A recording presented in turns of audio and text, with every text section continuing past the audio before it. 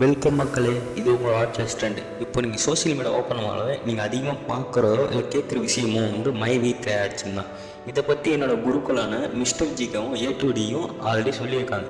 இருந்தாலும் என்னோடய அவேர்னஸையும் எனக்கு தெரிஞ்ச நாலேஜையும் நான் உங்கள்கிட்ட ஷேர் பண்ணுறேன். நீங்கள் மை V3 அப்படிங்கிறது ஒரு எம்எல்எம் கம்பெனி அப்படின்னு கேள்விப்பட்டிருப்பீங்க. ஃபஸ்ட்டு எம்எல்எம்னா என்ன? எம்எல்எம்னா ஒரு மல்டி லெவல் மார்க்கெட்டிங் கம்பெனி. இப்போ நீங்கள் ஒரு பிரமிடை அசீவ் பண்ணிக்கோங்க. இந்த பிரமிடில் ஹரிசாண்டலாக லேயர் பை லேயர் பிரிச்சுக்கோங்க. அதில் டாப்பில் யார் இருக்காங்களோ அவங்க தான் வந்து அந்த எம்எல்எம் கம்பெனியோட பெனிஃபிட்ஸை அதிகமாக வந்து பெற்றிருப்பாங்க.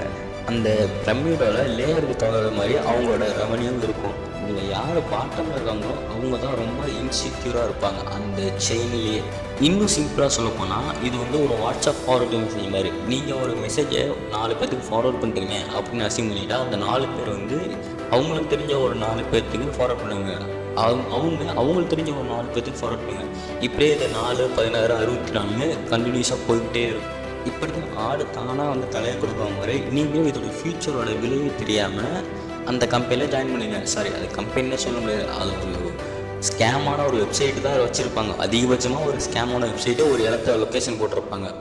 இதில் எம்எல்எம் கம்பெனி என்ன பண்ணுவாங்கன்னா அவங்களோட நெட்வொர்க் செயினை கன்ஸ்ட்ரக்ட் பண்ணுறதுக்கு எப்படி ஆடு வெட்டுறதுக்கு முன்னாடி நம்ம வந்து பலமாக அதுக்கு தீனி கொடுத்து பார்த்துக்கிறோமோ அதே மாதிரி அவங்க வந்து அதில் ஜாயின் பண்ணியிருக்கவங்களுக்கு ஒரு சொற்பமான அமௌண்ட்டை வந்து சிம்பிளான வேலைக்கு கொடுத்து அவங்களோட வந்து ஆசையை தூண்டுவாங்க. இதில் மக்கள் என்ன பண்ணுவாங்க, அவங்களோட 4 மணி நேரம் வேலை செஞ்சாலும் கிடைக்காத காசு வந்து வெறும் 4 நிமிஷத்தில் கிடைக்குதுன்னு அவங்க வந்து ரொம்ப சந்தோஷப்படுறாங்க. அவங்க சந்தோஷப்படுறதுல அவங்க பிரெயினே வந்து அவங்களுக்கு தெரியாமல் அவங்க நம்ப வச்சிடும் இதில் காசு போடலாம் அப்படின்னு. இந்த இன்வெஸ்ட்மெண்ட் கம்பெனியோட மந்த்லி எது தெரியுமா? நம்ம சதுரங்க வேட்டை படத்தில் சொல்கிற மாதிரி ஃபஸ்ட்டு வந்து அவங்களோட ஆசையை தூண்டணும், அப்புறம் அவங்களோட நம்பிக்கையை வளர்க்கணும், அப்புறம் அவங்ககிட்ட பயத்தை உருவாக்கணும். நம்பிக்கை சரி, ஆசை சரி. அது என்ன பயம்னா, நான் முதல்ல சொன்ன பிரமிடை ஞாபகம் வச்சுங்க. அதில் பாட்டமில் இருக்கவங்க என்ன பண்ணுவாங்கன்னா டாப்பில் இருக்கவங்களோட ரெவன்யூ பார்த்து இவங்களுக்கும் அந்த அளவுக்கு ரெவன்யூ எடுக்கணும் ஆசை வரும். அந்த ஆசையே பயமாக கன்வெர்ட் ஆகும்.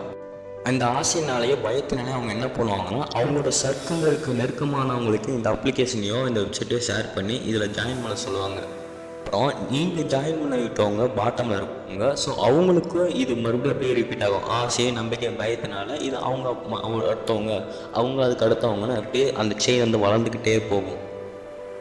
ஒரு சிம்பிள் எக்ஸாம்பிள் சொல்கிறேன். ஒரு கம்பெனியோ ஒரு வெப்சைட்டோ ஒரு சின்ன அனௌன்ஸ்மெண்ட் விடுறாங்க. என்னென்னா அவங்க வந்து 1 லட்ச ரூபா அந்த கம்பெனியில் இன்வெஸ்ட் பண்ணால் 1,50,000 வந்து ஷார்ட் டைமில் ரிட்டர்ன்ஸ் வரும் அப்படின்னு. இதை நம்பி ஒரு 10 பேர் நீங்கள் ஜாயின் பண்ணி வச்சுக்கோங்க. 10 பேர் 1 லட்ச ரூபா இன்வெஸ்ட் பண்ணால் 10 லட்ச ரூபா ஆச்சு.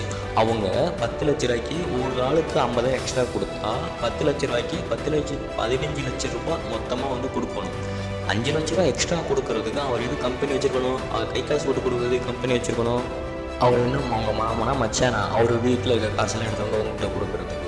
ஸோ மக்களே, ஆடு வளர்க்குறது பிரியாணிக்கு தாங்கிற மாதிரி நீங்கள் இப்படி ஜாயின் பண்ணுறதுனால அந்த கம்பெனிக்கு ஒரு லாபம் உண்டு. அதை வந்து உங்கள் மைண்டில் ஃபிக்ஸ் பண்ணிக்கோங்க. இந்த மாதிரி ஸ்கேமில் அடுத்த டைம் மாட்டாதீங்க. இதனால் நீங்கள் மட்டும் இல்லை, நீங்கள் ஜாயின் விட்டவங்களுக்கும் அவங்களும் உங்களுக்கு நெருங்கிய சர்க்கிளில் தான் இருப்பாங்க. ஸோ அவங்களுக்கும் உங்களுக்குமே மனசாபம் ஏற்படணும். அதுக்காக எம்எல்எம் கம்பெனி எல்லாமே ஸ்கேம்னு சொல்லிட முடியாது. அஃபிலியேட் மார்க்கெட்டிங் கூட ஒரு விதமான எம்எல்எம் கம்பெனிக்கு அண்டரில் தான் வரும். அஃபிலியேட்டட் மார்க்கெட்டிங்கிறது ஒரு பெரிய டாபிக், அது இந்த வீடியோவில் வேணாம். ஆனால் அஃபிலியேட்டட் மார்க்கெட்டிங்லேருந்து வர ரெவன்யூ வந்து கம்மி தான். அப்போ என்ன ப்ரோ, எம்எல்எம் வந்து தான் இல்லீகல்னு சொல்கிறீங்க, இது வந்து அப்புறம் ஏன் கவர்மெண்ட் பேன் பண்ணணும்னு கேட்காதீங்க. எம்எல்எம் வந்து இந்தியாவில் லீகல் தான். அதுக்குன்னு நம்ம மினிஸ்டர் கவர்மெண்ட்டும் ஒரு சில கைட்லைன்ஸ்லாம் வச்சுருக்காங்க. அதில் வந்து எந்த கம்பெனி வந்து கஸ்டமர்கிட்ட ஃபீஸ் வாங்கலையோ அதெல்லாம் வந்து லீகலாக வந்து ரிஜிஸ்டர் ஆகிருக்கும் அண்டர் கவர்மெண்ட் ப்ரூஃப்ஸோட ரன் ஆகிற கம்பெனிஸ். ஓகே மக்களே, இன்றைக்கி வீடியோ அவ்வளோதான்.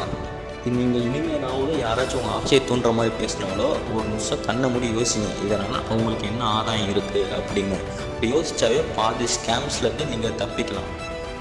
ஓகே மக்களே, இந்த வீடியோ உங்களுக்கு பயனுள்ளதாக இருந்துக்கும் நான் நம்புகிறேன்.